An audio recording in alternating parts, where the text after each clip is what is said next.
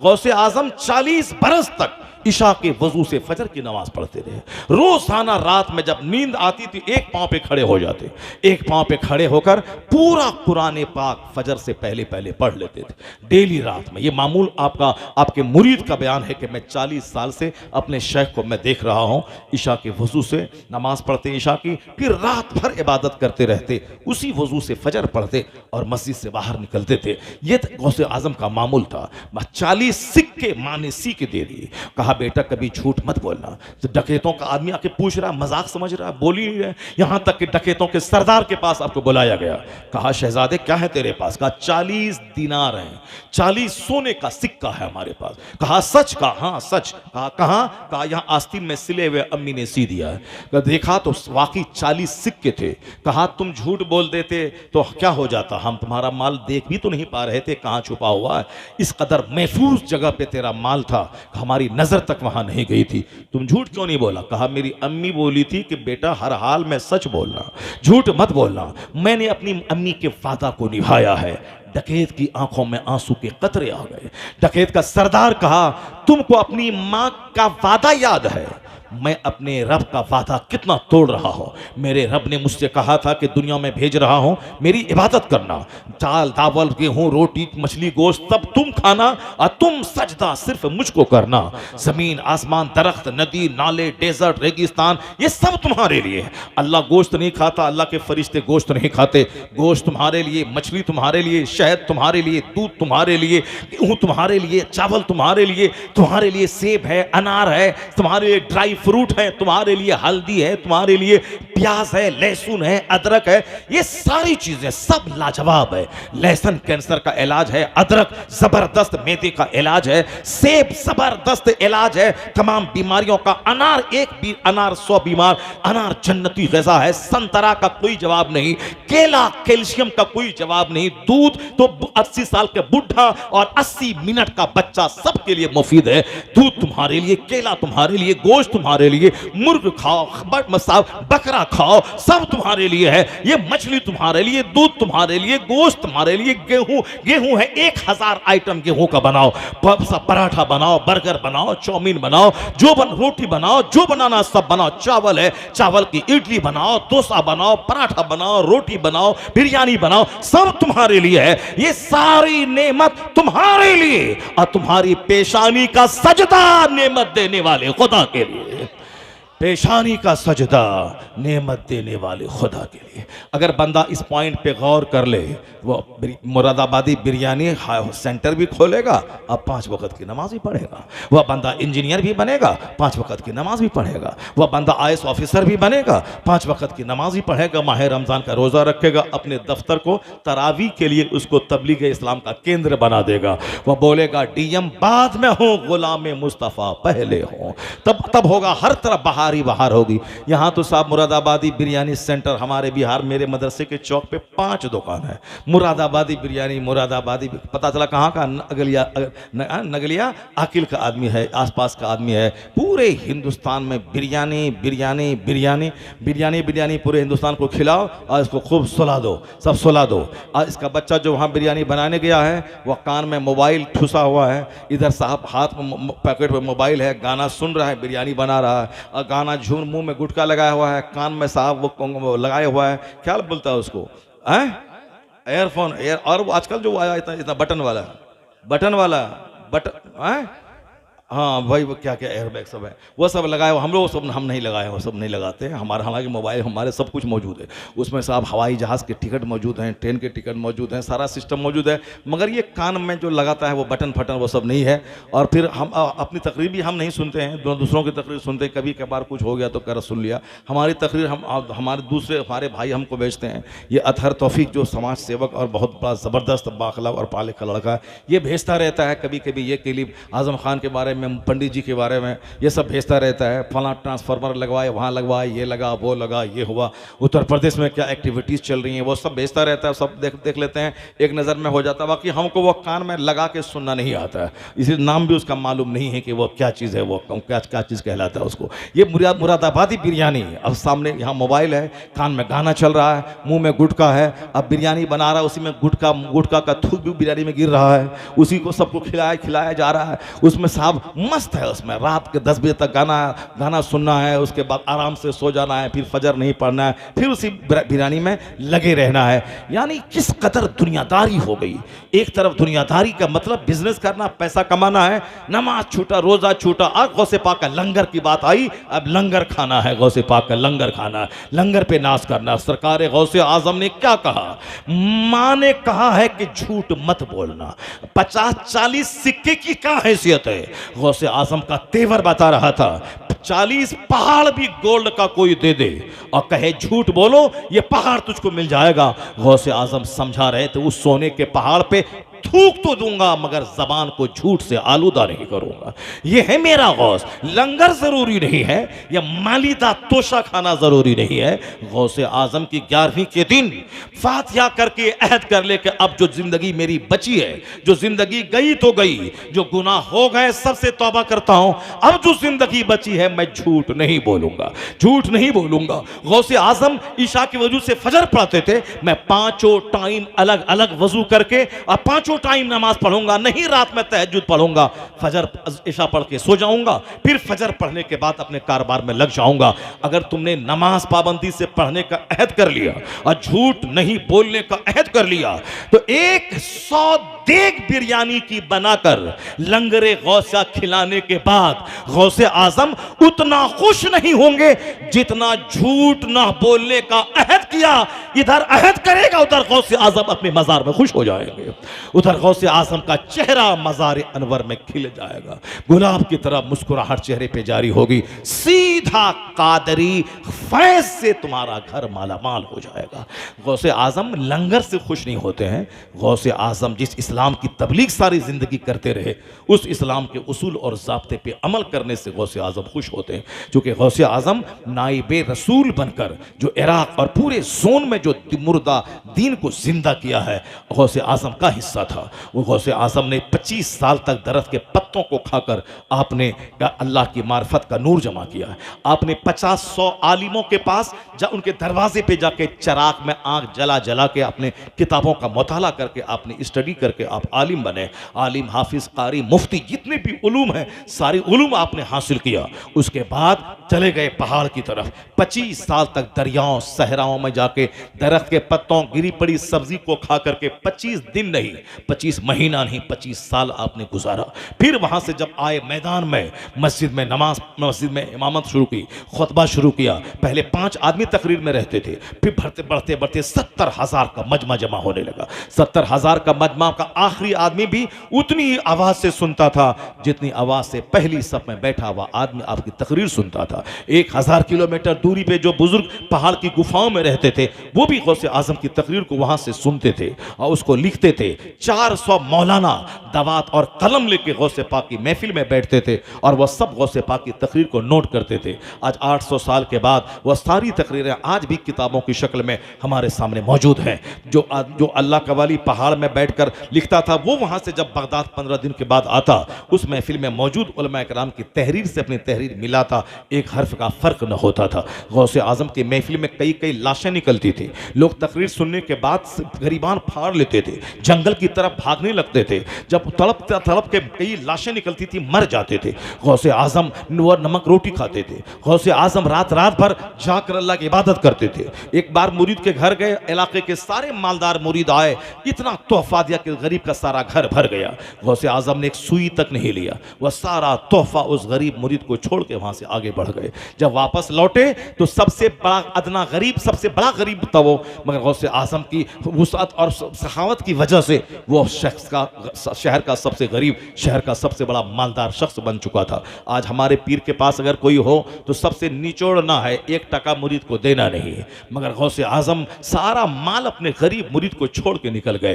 पीर का मतलब होता है बाप, बाप का मतलब होता है बच्चे को देने वाला, ना कि बेटे के सामने जलील होने वाला। पीरी मुरीदी की बात मैं इसीलिए कर रहा हूं क्योंकि लोग कुरान नहीं पढ़ते, लोग हदीस नहीं पढ़ते हैं, लोग दरूद नहीं पढ़ते हैं, लोग कलमा नहीं पढ़ते, सिर्फ पीर के नाम पे जंग करते हैं, गीबत करते हैं, फला ऐसा है, फला ऐसा है, फला वैसा, फला ऐसा है। छोड़ दे गीबतों की सारी बातें, कुरान का मुताला कर, कुरान नूर है, कुरान पाक में सारे मसले का हल है, कुरान पाक से आंख जिंदा होती है, कुरान पाक की तिलावत से दिल जिंदा होता है, कुरान पाक की तिलावत से तमन्नाएं घटती हैं, कुरान पाक की तिलावत से बंदे को एक परफेक्ट मोमिन बनने का हौसला मिलता है। आपने सुना, मैंने कहा था सूरह यूसुफ के शुरू में अल्लाह ने कहा मैं अच्छी कहानी सुनाता हूं, और आखिर में अल्लाह ने कहा इन कहानियों में आंख खुलने की बातें हैं। वो बात वहीं रह गई, बीच में 2 घंटे की तकरीर हो गई। अब मैं वहीं शुरू करता हूं, वहीं से अब तकरीर शुरू करता हूं कि बेहतरीन कहानी वह सूरह यूसुफ में क्या है। जनाब यूसुफ को उनके भाइयों ने लिया, जाके कुएं में डाल दिया। वो अब उस कुएं के पास से एक काफिला गुजरा, जनाब यूसुफ को वहां से लिया, लेने के बाद बाजार मिस्र में बेचा। वह मिस्र के बादशाह के घर पे गए, उनकी बीवी जुलेखा आपके हुस्न को देख के फरेफ्ता हो गई, मगर अल्लाह ने उनको बचाया। फिर वह जेल में डाल दिए गए, जेल में डाले, फिर ख्वाब की ताबीर बताने की बुनियाद पर जेल से निकाले गए।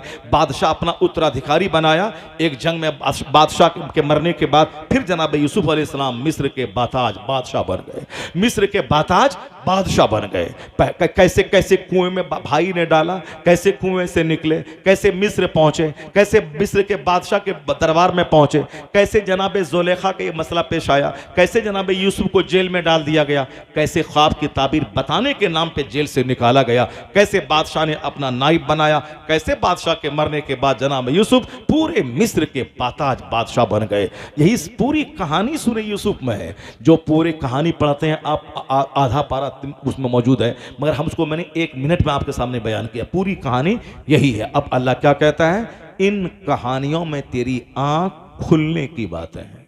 लक़द काना फी क़ससिहिम इबरतुल लिउलिल अलबाब। जो हंसेगा उसको क्या मिलेगा, जो मुंह तकेगा मोबाइल चलाएगा उसको क्या मिलेगा, जो अकल रखेगा, जो ब्रेन रखेगा, जो सोचेगा, जो गौर व फिक्र करेगा उसको क्या मिलेगा, यही मिलेगा। वो अल्लाह है जिसने मिस्र का बादशाह फिरौन को बनाता है, 400 साल की लंबी उम्र देता है, लेकिन वह फिरौन अगर खुदाई का दावा करे, अल्लाह के पैगंबर के मारने का प्लान बनाए, तो अल्लाह उसे पानी में डुबा के तड़पा तड़पा के मार देता है। 400 साल का बादशाह था फिरौन, उसी मिस्र का। अल्लाह उसे हुकूमत देता है। अगर वह गुरूर करता है, खुदाई का दावा करता है, अल्लाह के भेजे हुए नुमाइंदा के खिलाफ प्लान बनाता है, अल्लाह के पैगंबर को मारने की धमकी देता है, तो अल्लाह ताला अपने पैगंबर से कहता है कि शहर छोड़ के निकल जाओ, इनका इरादा नापाक हो रहा है। आप आगे बढ़े, पीछे फिरौन की फौज, आगे समंदर। अल्लाह ने कहा अपनी लाठी समंदर पे मार। 12 रास्ते निकल गए। जनाब मूसा अलैहिस्सलाम पानी के रास्ते से उस पार समंदर के चले गए।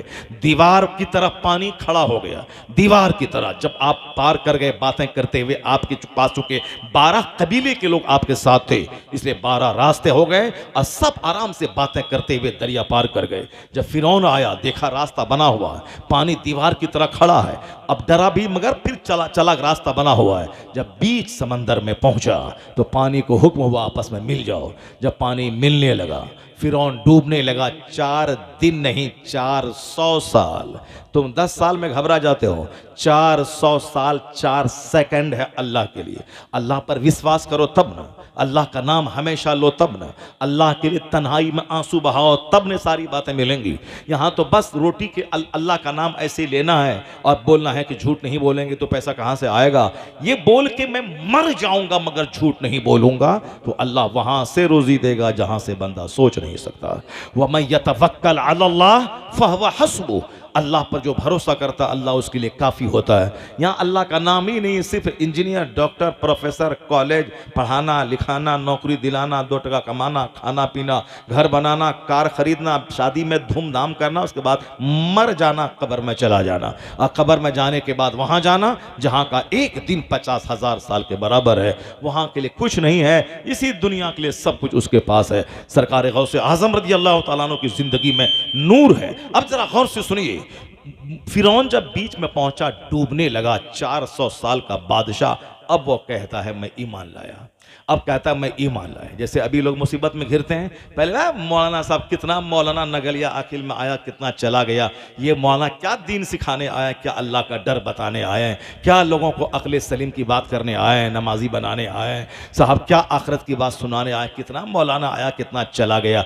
ये सब होने वाला नहीं है। अपना आए सुनाए जाइए, बदलने वाला हम लोग नहीं हैं। हम लोग जैसे हैं वैसे रहेंगे। आप अपना चले जाइए, फिर दूसरा मौलाना आएगा वही बोलेगा, वो चला जाएगा। यही सारी बातें सारे लोग कह रहे हैं। लेकिन मालूम है जब बंदा पड़ता है, बीमार पड़ता है, जब पाँव में कांटा चुभता है और जब ऑक्सीजन लगता है, उस वक्त हजरत दुआ कर दीजिए, हजरत दुआ कर दीजिए, हजरत दुआ कर दीजिए, हजरत दुआ कर दीजिए। वो जिस मौलाना को बोला था भगा देंगे, तुम लंबी तकरीर करता है ना जुमा के दिन, तुमको भगा देंगे, अब वही जाके कहता है हजरत दुआ कर दीजिए, सांस लेने में परेशानी हो रही, अब मर जाएंगे, हजरत जो हमसे गलती हुई माफ़ कर दीजिए, हम कर दीजिए। अल्लाह तबारक व तआला बंदे को छोड़ देता है, लेकिन जब पकड़ता है तो सारा गुरूर मिट्टी में मिला देता है, सारा गुरूर मिला देता है, सबके सामने उसको जलील और रुस्वा कर देता है।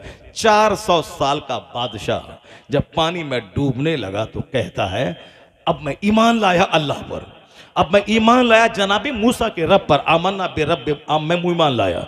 वो कहता है ईमान लाया, मैं ईमान लाता हूँ, ईमान लाया, आमन तो अन्नहु ला इलाहा इल्लल्लज़ी आमनत बिही बनु इसराइल। जनाबे मूसा के साथ जो बनी इसराइल की फौज है, वह लोग जो कलमा पढ़े हैं, हम उसी की तरह हम भी अल्लाह पर ईमान लाते हैं। अल्लाह कहता है अल आना वक़द असैत क़ब्लु व कुन्त मिनल मुफ़सिदीन। अभी ईमान लाता है, इससे पहले तो फसादी था, आज मैं तेरी लाश बचाऊंगा ताकि तुम्हारे बाद आने वाले लोग जान जाएं कि मगरूर का अंजाम क्या होता है। फिरौन की लाश 3000 साल से आज तक सड़ी हुई लाश मिस्र के म्यूजियम में मौजूद है। दुनिया के सारे लोग वहाँ जाते हैं अक्सर लोग, और देखते हैं कि एक घमंडी खुदाई का दावा करने वाले का हश्र क्या हुआ और कैसे सड़ी हुई हड्डी की सूरत में उसकी लाश आज 3000 साल के बाद भी मौजूद है। अल्लाह ने कहा मैं तेरी डेड बॉडी बचाऊंगा ताकि तेरे बाद आने वाले लोगों के लिए इबरत का सामान हो जाए, इबरत का सामान हो जाए। अगरचे लोग इबरत हासिल नहीं करते हैं, अल्लाह कहता है कि अक्सर लोग मेरी निशानियों से गाफिल है।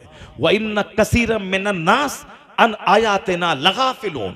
अक्सर लोग मेरी निशानियों से गाफिल है।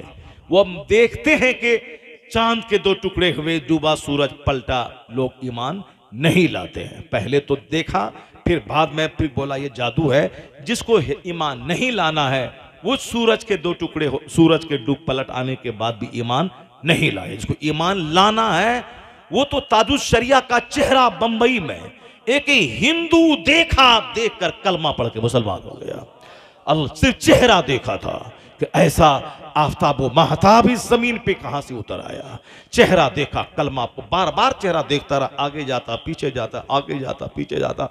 वह देखता हजारों अकीदतमंदों के हुजूम में, आखिर में आकर के ऐलान कर दिया जब इतना चेहरा एक आलिम का खूबसूरत है तो जिस नबी के दीन का ये प्रचार कर रहा है उस नबी मोहतरम के हुस्न का आलम क्या होगा। वो नबी मोहतरम कैसे, इस पर बेशुमार वाक़िअत है। और ताजुश शरिया का अपना खास दादा हुज्जतुल इस्लाम हामिद रजा खान जो आला हजरत का बड़ा बेटा था, वो इतने खूबसूरत थे कि बरेली में आज तक गवाह है कि बेशुमार हिंदू उनका चेहरा देखकर कलमा पढ़ के मुसलमान हो गए। बेशुमार लोग, ऐसा हुस्न था। उसी हुस्न का जलवा सरकार ताजुश शरिया के चेहरे में था। चूँकि वह दादा थे, यह उनका पोता था, वही हुस्न इनमें था। और यह तमाम हुस्न का सारा ट्रांसफॉर्मर आला हजरत की ज़ात गिरामी थी। वहीं से इल्म, वहीं से हुस्न, वहीं से अक्ल, वहीं से इश्क रिसालत की दौलत मिली। हिंदुस्तान में बहुत सारी फैमिली है जो राजनीति और दौलत के लिए मशहूर है, मगर आला हजरत की फैमिली इश्क रिसालत के लिए मशहूर है। सुभान अल्लाह, सुभान अल्लाह। जो आला हजरत से सच्ची मोहब्बत करेगा वो न राफिजी होगा, न मौलाई होगा, न सहाबी को गाली देगा, न सिद्दीक उमर से दुश्मनी करेगा, न हुसैन से बगावत करेगा।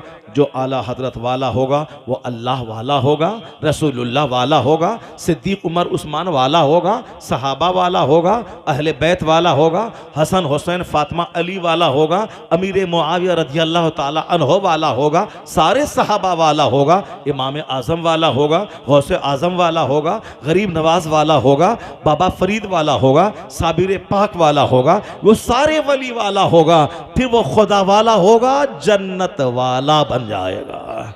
इसलिए कहा कि आला हजरत ने कि अहले सुन्नत का है बेड़ा पार, असहाबे हुजूर नज्म है और नाव है इतरत रसूलुल्लाह की। जो आला हजरत से हटा वो तो डफली बजाएगा, कोई ताजिया उठाएगा, कोई फर्जी इमाम बाड़ा बनाएगा, कोई करबला बनाएगा, कोई सहाबी रसूल को गाली देगा, कोई इमाम आज़म की तौहीन करेगा। मगर इस दौर में परफेक्ट मोमिन की अलामत है मसलक आला हजरत। जो इतना कह दिया, अब दूसरा सवाल नहीं होगा कि अमीर माविया के बारे में तुम क्या बोलता है, गौसे पाक के बारे में तेरा क्या अकीदा है, सिद्दीक उमर उस्मान अली के बारे में क्या अकीदा है, कुछ नहीं। मसलक आला हजरत आ गया, परफेक्ट मोमिन हो गया। सुभान अल्लाह। अब ये अल्लाह वाला, रसूल वाला, सहाबा वाला, अहले बैत वाला, सारे वलियों वाला हो जाएगा। अब जरा गौर से सुनिए, बात से बात पैदा होती है, उधर हम चले जाते हैं, वरना फिर 4-5 घंटे हो जाएंगे, फिर आप परेशान हो जाएंगे। हम जल्दी समेटना चाहते हैं कि समेट करके आपसे निकल जाएं, मगर समेट ही नहीं पाते हैं। देखिए कितना टाइम हो गया, 1 बज गया, 2.5 घंटे तो ऐसे ही हो गया, 2.5 घंटे हो गए। अब साहब कैसे क्या होगा। अब ज़रा थोड़ी देर और मैं आपका टाइम लेता हूँ। एक बार ज़ोर से बोलिए अस्सलातु वस्सलामु अलैका या रसूल अल्लाह। हाथ उठा के बोलिए ला इलाहा इल्लल्लाह मुहम्मदुर रसूलुल्लाह सल्लल्लाहु अलैहि वसल्लम। कल मैं गया था गाजीपुर बलिया, वहाँ लोग 1.5 घंटा तकरीर हमारी हुई, मगर वो जो जलसा कराने वाला संचालक था बोला हुजूर अब छोड़ दीजिए, हुजूर अब छोड़ दीजिए, और टाइम हो गया। मैंने कहा चलो ठीक है, टाइम हो गया। हमको पुर्जा दिया, हम 1.5 घंटा में बोल के बंद छोड़ दिए। कल की रात है, वो छोड़ दिया मैंने। अब उसके बाद फिर वो शायर को बुला लिया, चूँकि वो लोग नात सुनने वाला था, वो सब शायर को बुला लिया। पहले भी 1 घंटा सुना था, फिर बाद में अब सुनने लगा। तकरीर 1.5 घंटा जैसे तैसे बर्दाश्त किया, वो चला गया। उन लोगों को नगलिया आकिल का मजमा देखना चाहिए। अब देखना चाहिए कि हाँ 2.5 घंटे होने के बाद भी लोग तकरीर सुनने के मूड में हैं। सुभान अल्लाह। ये है क्यों, इसलिए कि वहाँ बलिया कितना दूर है, वो पूर्वी उत्तर प्रदेश है, और ये मुरादाबाद पश्चिमी उत्तर प्रदेश है। लखनऊ से पूरब वाला आदमी नात ढेर सुनता है, लखनऊ से पश्चिम वाला आदमी कुरान हदीस ढेर सुनता है। सुभान अल्लाह। क्यों, इसलिए कि वो बरेली वहाँ से दूर है, मुरादाबाद से बरेली नज़दीक है। सुभान अल्लाह सुभान अल्लाह। वहाँ आला हजरत की गुंबद से फैज़ चलता है, इसलिए यहाँ पे इंजीनियर की खेती नहीं होती है, नगलिया आकिल में हाफिज कुरान की खेती होती है। सुभान अल्लाह सुभान अल्लाह। हाँ, अब तुम डीएम बन जाओ, एसपी बन जाओ, 50 करोड़ कमा लो, कब्र में वो इंजीनियर बनना काम नहीं आएगा, हाफिज कुरान बनना काम आएगा। इसीलिए समाज में अगर हाफिज कुरान हर घर में अगर बन जाए नगलिया आकिल में, तो ये नहीं बोलना कि हाफिज बन गया खाएगा क्या, हाफिज बन गया खाएगा क्या, ये बोलता है काफिर, सब बोलता है। मुसलमान नहीं बोलते हाफिज बन गया खाएगा। मुसलमान ये बोलता है कि जब जो दीन का काम नहीं करता है वो भी खाता है, जो अल्लाह के दीन का काम करेगा वह बेदीनों से अच्छा खाएगा। सुभान अल्लाह। बेदीनों से अच्छा खाएगा। आला हजरत को गवर्नमेंट की नौकरी नहीं थी, मगर आज 100 साल के बाद करोड़ों मुसलमानों की आंखों का तारा है। हुज्जतुल इस्लाम मुफ्ती आजम हिंद को न सरकारी नौकरी नहीं थी, मगर आज इंतकाल के 50-60 साल गुजर जाने के बाद भी करोड़ों मुसलमानों के बाताज रहनुमा है वो। ताजुल शरिया के इंतकाल के भी 6-7 साल हो रहे हैं, लेकिन सारी दुनिया ने उनका जनाजा देखा। न अमेरिका का कोई उद्योगपति जाते जाते इतनी भीड़ लगा सका, न हिंदुस्तान का कोई वजीर आजम जाते जाते उतनी भीड़ लगा सका जितनी भीड़ 50 ममालिक के 1 करोड़ के करीब लोगों को बोला कि ताजुल शरिया, भीड़ लगा के चले गए और बता दिया कि सुन्नियत को न खतरा पहले था, न आज है, न क़यामत तक रहेगा। लोगों ने कहा था सुन्नी घट रहे हैं, तो जनाजे का जुलूस का करोड़ का मजमा बता दिया कि जनाजे का जुलूस बता रहा है कि सुन्नियत को कोई खतरा न पहले था, न है, न क़यामत तक रहेगा। ताजुल शरिया इतना ज़्यादा सफ़र किया हवाई जहाज़ का जितना सफ़र कोई प्राइम मिनिस्टर न किया होगा। अभी अफ्रीका, अभी अमेरिका, अभी हॉलैंड, अभी मलेशिया, अभी सिंगापुर, अभी उनका बेटा असद रजा खां कायदे मिल्लत, अभी 12वीं शरीफ के मौके से पहले वो कहाँ थे, मलेशिया में थे, इंडोनेशिया में, कभी अभी अफ्रीका में, कभी अमेरिका में, कभी लंदन में, कहीं कहाँ कभी कहाँ, जहाँ के बारे में प्रधानमंत्री मोदी जी सोचे तक नहीं होंगे कि हमको जाना है। अब वहाँ ताजुल शरिया का बेटा वहाँ घूम रहा है, वहाँ जा रही। पंडित जी का कौन वैल्यू पहलू है। पंडित जी अमेरिका में नहीं गया होगा, मगर हमारा कायदे मिलत कितने बार अमेरिका गया, Malaysia, Indonesia, Sri Lanka, Australia, Belgium, Norway, Canada, कहाँ कहाँ हमारा कायदे मिलत जा रहा है। तो असल में वजीर आज़म उत्तर प्रदेश का कायदे मिलत है। वो तो पंडित जी वहाँ लखनऊ में बैठे हुए हैं, मगर असल में रूहानी वजीर आला तो वही है, बरेली में रहा हुआ है, वही है असल में। हिंदुस्तान का असल वजीर आज़म तो गरीब नवाज हैं, जो वहाँ अजमेर में बैठ करके पूरे भारत पर शासन कर रहे हैं। मैं ये कह रहा था कि उनको सरकारी नौकरी नहीं थी, उनके पास नौकरी नहीं थी, मगर इज्जत तो देख लें। और आज भी बहुत सारे मौलाना, मस्जिद के इमाम जो 10,000 कमाते हैं, दीन की खिदमत का इनाम अल्लाह ये देता है। उनका चेहरा देखिए, चेहरा हरा भरा रहता है। जुमा के दिन अमामा, अगर साहब ऊद, मुश्क, अंबर, कस्तूरी, 10 जुब्बा, 10 बरकाती टोपी, घड़ी, ये सब लगा के जब जुमा के दिन मेंबर पे खड़े होते हैं, ऐसा लगता है ये नगलिया का बैरिस्टर नहीं, नगलिया का बादशाह मेंबर पे खड़ा है, कौम को ललकार रहा है। सुभान अल्लाह। कभी मत बोलेगा क्या मिलेगा इमामत करके, मुरादाबादी बिरयानी सेंटर जाके खोल दो, वहाँ पे नहीं बोलेगा। अल्लाह तबारक व तआला इज्जत की रोज़ी उसको देता है जो दीन की खिदमत करता है। सुभान अल्लाह। इसलिए हाफिज़ बन जाएं हर घर में, अच्छा है। हाफिज़ भी बने, डीएम भी बने, हाफिज़ भी बने, ब्लॉक डेवलपमेंट ऑफिसर भी बने, आलिम भी बने, टीचर भी बने, आलिम भी बने, साहब बैरिस्टर भी बने, आलिम भी बने, इंजीनियर भी बने। आलिम आजकल बहुत सारे लोग अपने बच्चों को डॉक्टर बनाने के लिए, नीट निकलवाने के लिए पहले कुरान हिफ्ज़ करवाते हैं, क्योंकि 10-20 हाफिज़ जो नीट निकाल के एम्स में पढ़ने के लिए चला गया, एम्स में जो हिंदुस्तान का सबसे बड़ा कॉलेज है, 710 नंबर लाया, अब उसका एडमिशन कहाँ होगा? एम्स में, दिल्ली, वहाँ एडमिशन अब ज़बरदस्त है, MBBS डॉक्टर MD बन के निकलेगा वहाँ से। तो आज हमारे शहर का एक डॉक्टर वो बोला, हम भी अपना पोता को पहले हाफिज़ बनाएंगे, फिर उसके बाद डॉक्टर बनाएंगे। मैंने कहा हाँ, ये हुआ। जब हाफिज़, जब डॉक्टर बनने लगे, तब हिफ्ज़ कुरान का महत्व मुसलमानों को मालूम होने लगा। क्योंकि जो कुरान रट लेगा वो फिजिक्स केमिस्ट्री को तो पानी पानी करके रट लेगा। वो जब सारा कुरान सीने में आ जाएगा, फिर कोई सी किताब रह जाएगी जिसको वो रट नहीं पाएगा। इसलिए बेसिकली अपने बच्चों को इल्म दीन पहले सिखाइए, पहले उसको कुरान के पाक का हाफिज़ बनाइए, फिर उसके बाद देखिए वो आसान उसके लिए हो जाएगा। अब जरा मैं उस आयत को मुकम्मल करता हूँ, आप लोगों को अब बर्दाश्त आप नहीं कर पाएंगे, क्योंकि 2.5 घंटे हो गए, पेशाब सब लग गया, बहुत लोगों को बहुत परेशानी हो रही है। बस आखिरी बात सुन लीजिए। अब मैं कहता हूँ क्या किस कहानी में निशानी क्या है? अल्लाह वही है जो फिरौन को 400 साल सल्तनत देने के बाद पानी में डुबा के मार दिया और बता दिया कि असल में हाकिम अल्लाह है, तुम नहीं है। और वही खुदा है जो जनाबे यूसुफ को कुआं से निकालकर, जेल से निकालकर पूरे मिस्र का बादशाह बना दिया और बता दिया, कुलिल्लाहुम्मा मालिकल मुल्क तुतिल मुल्क मन तशा व तंज़िउल मुल्क मिम्मन तशा व तुइस्सु मन तशा व तुज़िल्लु मन तशा बियदिकल खैर इन्नका अला कुल्लि शैइन कदीर। सारे बादशाहों का बादशाह है वह खुदा, जिसे चाहता है हुकूमत देता है और जिससे चाहता है छीन लेता है। इसलिए घबराना मत, बल्कि अल्लाह पर यकीन रखना। वो मेरा खुदा वही है जो कल के फिरौन को तड़पा के मारा है, वो आज के फिरौन को भी तड़पा के मारेगा। इस जो अल्लाह कल जनाबे यूसुफ को मिस्र का बादशाह बनाया, वही अल्लाह जिसे चाहे हाकिम बना दे, जिसे चाहे जिसकी हुकूमत छीन ले, जिसे चाहता है इज्जत देता है, जिसे चाहता है जलील करता है। सारा इख्तियार उसी रब्बे आला के पास है। लक़द काना फी क़ससिहिम इबरतुल लिउलिल अलबाब। अब तकरीर जहां से शुरू हुई थी उसको मैं ख़त्म कर देता हूँ।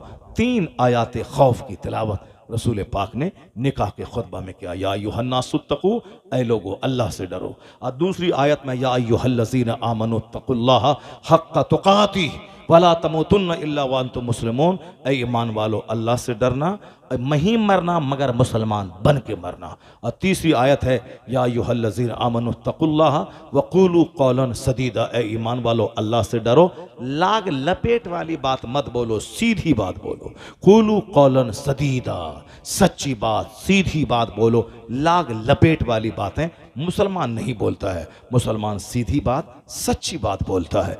3 आयात खौफ की तिलावत का मतलब, अक्सर लोग गम के मौके पर अल्लाह को से नाराज हो जाते हैं, अक्सर लोग खुशी के मौके पर निडर हो जाते हैं। तो हुजूर ने 3 आयात खौफ की तिलावत करके बता दिया कि मुसलमान न शादी में बहकता है न मैयत पे बहकता है। मुसलमान गम हो तो सब्र करता है और खुशी का मौका हो तो अल्लाह से डरते हुए उस खुशी का सही इस्तेमाल करता है। अजबल अमरिल मोमिन, मोमिन का मामला ताजुबखेज है।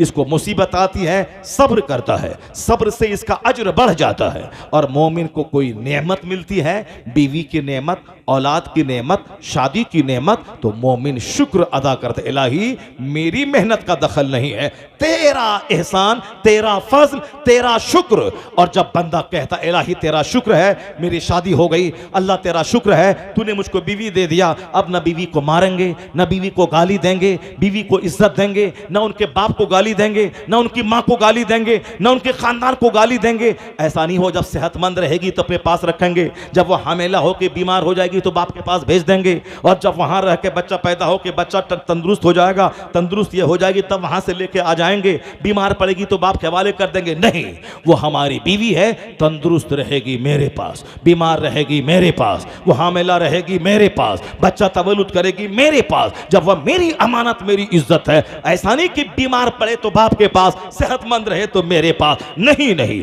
ना, अल्लाह की नेमत है ये। बेशुमार लड़के हैं, शादी नहीं हो रही, वह ज़िना कर रहा है, तवाइफ के कोठे पे जा रहा है, अल्लाह तूने मुझको बीवी दे दी, इलाही तेरा करम, तेरा एहसान। अब वह शुक्र अदा करे, उस बीवी को नेमत समझे, उसकी कदर करे, ना उसको गाली दे, ना उसको ताना दे, ना उसके चेहरे पे मारे, ना उसको लानत मलामत करे, ना उसकी माँ गाली दे, ना उसका बाप गाली दे, ना उसका भाई गाली दे, वरना बेचारी माँ बाप भाई बहन सबको छोड़ के आई है, यहां तो एहसास से कमतरी का शिकार हो जाएगी। शौहर डांटेगा, देवर डांटेगा, उधर ननद डांटेगी, सास डांटेगी, ससुर डांटेगी, तो जहर खा के मर जाएगी, क्योंकि यहां ना उसकी मां है ना उसका बाप है। इसलिए हुजूर ने विसाल की घड़ी भी आपने कहा था इन औरतों का ख्याल रखना, मैदान अरफात में कहा था इन औरतों का ख्याल रखना। हुजूर रहमत आलम बन के आए, इसलिए बीवी औरत है, टेढ़ी पसली से पैदा हुई है, जिद उसके अंदर है, मगर सीधा करना चाहेगा तो टूट जाएगी, और यह टूटना तलाक है, सारा घर बर्बाद हो जाएगा। उसको उसी टेढ़ी हालत में रहने दे,